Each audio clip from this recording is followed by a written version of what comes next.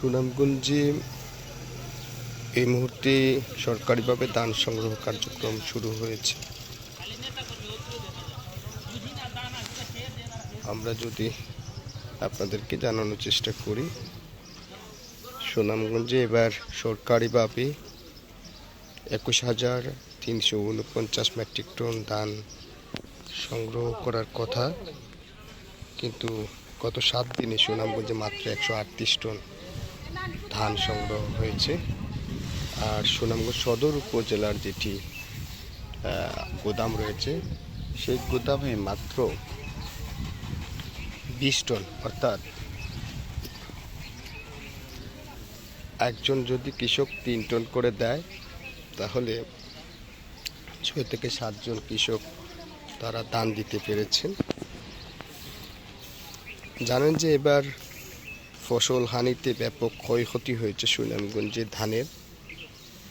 এই ধানের ক্ষয়ক্ষতির কারণে কৃষকরা আসলে তাদের যে কাঙ্ক্ষিত ধান তারা পাননি।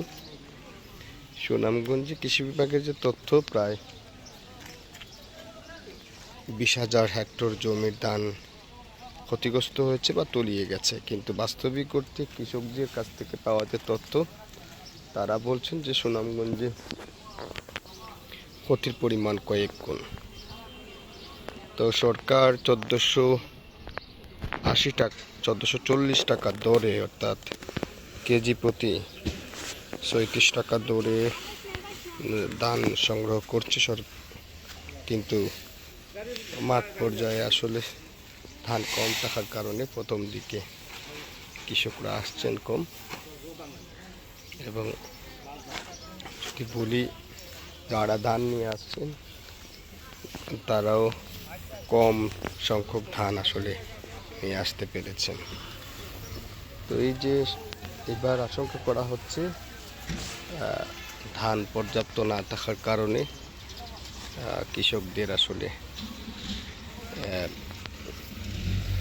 যে কাঙ্ক্ষিত মূল্য পাওয়ার কথা সেটি আসলে পাবেন না, কেননা এবার ধান সুনামগঞ্জে ক্ষতিগ্রস্ত হওয়ার কারণে সরকারি গুদামে সেটির প্রভাব পড়বে, এমনটাই আসলে জানা হচ্ছে। আমরা আসলে দেখানোর চেষ্টা করছি সরকারি গুদাম থেকে এই যে ধান চাল সংগ্রহ কার্যক্রম শুরু হয়েছিল, সেটি